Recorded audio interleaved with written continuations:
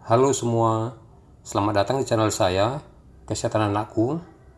Pada video kali ini saya membahas tentang peran ekstrak jambu biji dalam pengobatan demam berdarah pada anak. Topik pembahasan pada video kali ini adalah yang pertama, perjalanan penyakit demam berdarah. Yang kedua, perubahan yang terjadi pada hasil laboratorium. Yang ketiga, peran ekstrak jambu biji di dalam penelaksanaan pasien dengan demam berdarah. Demam berdarah disebabkan oleh infeksi virus dengue yang ditularkan melalui gigitan nyamuk Aedes aegypti. Demam berdarah merupakan penyakit sistemik dan dinamis yang melibatkan sistem imun, di mana terjadi kebocoran plasma, perdarahan, dan keterlibatan beberapa organ. Jadi demam berdarah bukan hanya sebatas jumlah trombosit saja.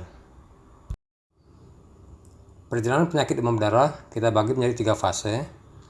Yang pertama fase demam, fase kritis, dan fase konvalesen atau fase penyembuhan. Ini adalah perjalanan penyakit demam berdarah. Dapat kita lihat ada 3 fase demam atau febrile, critical, dan fase recovery. Pada fase demam terjadi pada 3 hari pertama, suhu tubuh dapat mencapai 40 derajat Celcius, di mana pada anak dapat terjadi kehilangan cairan atau dehidrasi, bahkan kejang. Pada fase kedua, fase kritikal, pada hari keempat dan kelima, ini fase kritis, suhu tubuh turun. Hati-hati karena dapat terjadi perembesan plasma, perembesan cairan, perdarahan, dan keterlibatan organ.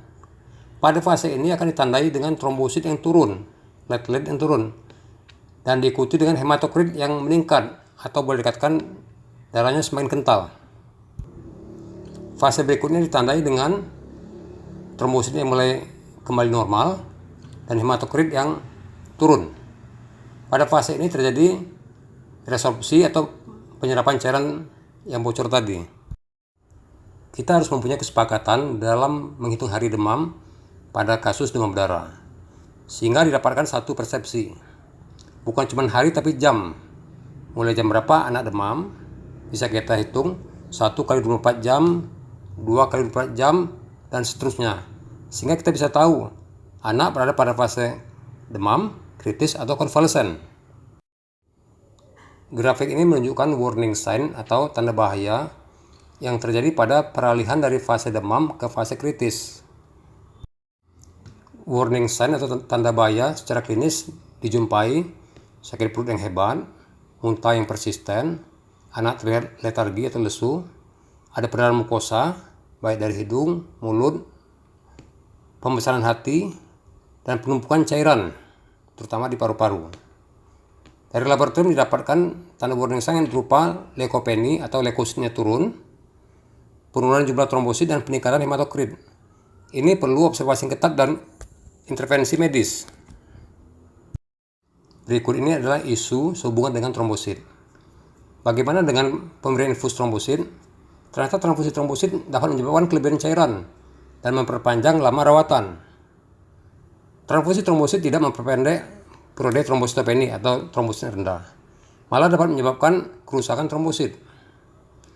Perdarahan tidak selalu berhubungan dengan jumlah trombosit. Bagaimana peran ekstrak jambu biji di dalam meningkatkan jumlah trombosit?